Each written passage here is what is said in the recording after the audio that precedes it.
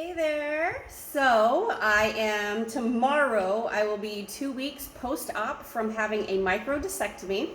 So I wanted to share with you, this is my second back surgery, but I'm going to tell you in this video, there's a couple series that I'm going to do, but this video I'm going to tell you about like how to prep for a back surgery if you've never had one before.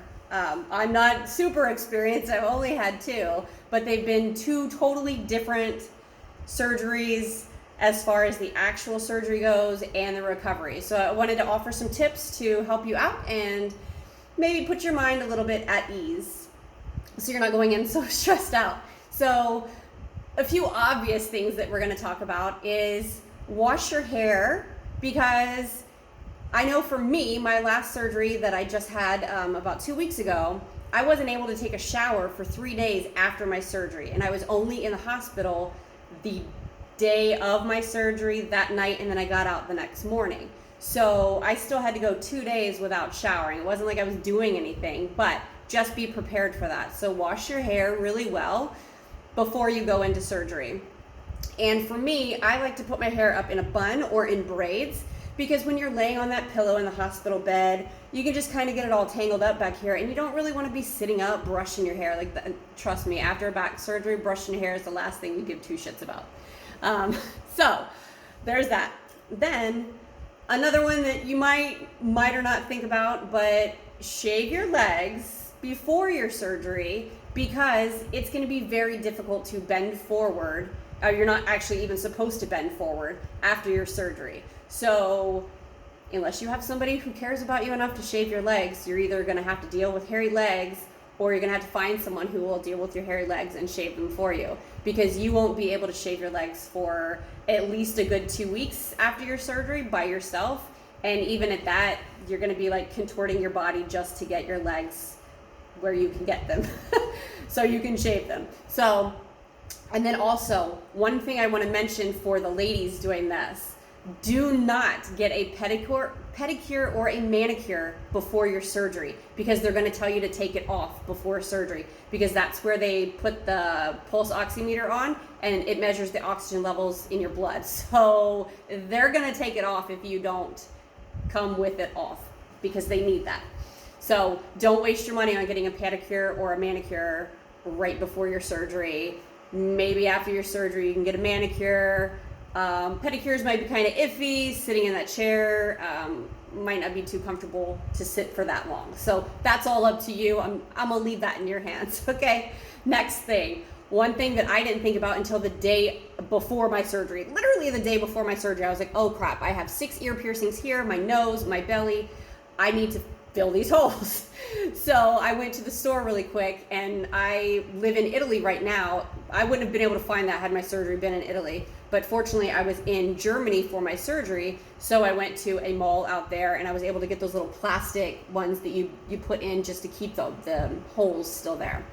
The unfortunate part was the one for my nose. I was a little terrified about this one. This is my newest piercing. I think I've had it for like 3 or 4 years now, but it's the newest one, so it's the only one that I'm like, oh, it probably, if any of them are going to close, it's going to be this one. And the gauge that I got for the one to stick through my nose was too big and it wouldn't go in. So I literally had it like holding into the hole, and then I had surgical tape holding it on my nose just to make sure it didn't pop off during surgery. And that's the other thing that I did, is with even the plastic ones in, I got a piece of surgical tape and I taped over and on the back, so then nothing would fall off during my surgery. Same thing for my belly. I plugged that hole, and then I put surgical tape over that, so then it wouldn't, if it fell out, it wouldn't go somewhere like in my spine. I kid, but it happens sometimes. I don't kid. The other thing you want to think about is start going through your wardrobe and see if you have maybe some loose pants, a loose skirt, or shorts to wear, because you're not going to really be able to bend over to put your clothing on. So I've had to have, the first week I had to have my friend help me put my pants on, put my shoes on, and we'll talk about shoes in just a second, but she had to help me put my pants on, and she hated me because I was wearing yoga pants every day, because that's what I wear, because I'm a yoga instructor, so I'm used to wearing those pants. That's what's in my closet. And once I got back home, I started wearing looser clothes because my daughter, who's 8, was having to put my clothes on for me. Now, to shoes. My friend hated me for this, wore tennis shoes. That's what I brought. No, that's not what I should have brought. Flip-flops, people. I didn't realize it. It was a mistake rookie move I made at this surgery. I don't honestly even remember what I wore for my first one because that was 20 years ago. But for this surgery, I made the rookie mistake by wearing tennis shoes and socks to my surgery, and then that's what I had to wear out. So she had to put my socks and shoes on and hated me for it because my tennis shoes they're like, they're not really hard to get on for me. They're easy to get on when I'm behind it and can do it, but I couldn't do it. So it was kind of difficult for her to get them on. So flip-flops are some type of slide-in, slip-on flats. And then now here's where the Susie personal trainer, yoga instructor, massage therapist, group fitness instructor, and wellness coach comes in. I'm going to tell you something that is huge that a lot of people might not think about or say.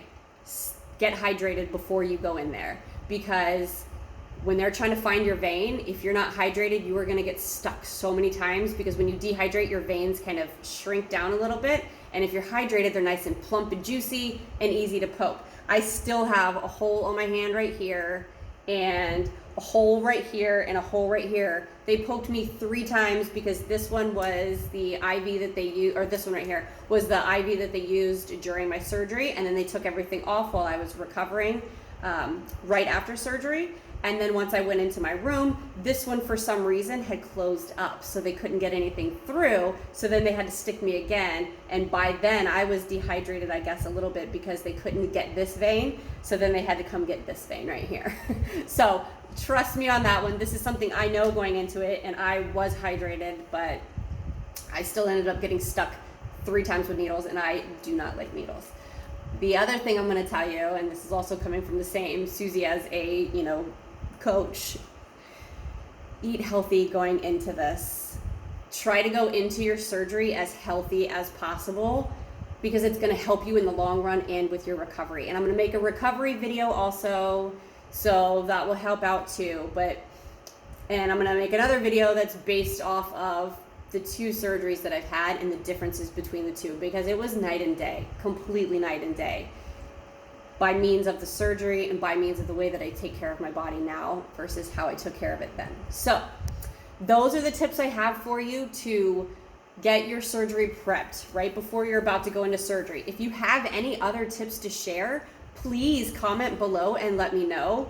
I would love to hear, and I'm not planning on having another surgery or anything, but I would love to hear any comments that you have to share if this is something that you've done.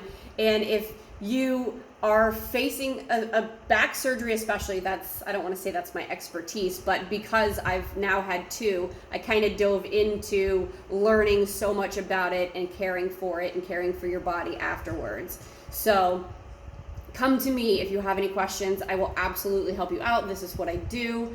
I help people learn how to take care of their bodies better. So if you have any questions for any surgeries coming up for going into it or post-op, let me know. I would be glad to help you out. And if you haven't already, this channel, I talk about food, I talk about health, I talk about wellness. So you can subscribe if that's kind of your vibe and that's the stuff that aligns with you and you want to listen to. I also am a yoga instructor, so I talk a lot about all things health and fitness, really, and mindset and wellness. So thank you so much for watching. I hope you check out the other series for the back videos. Bye.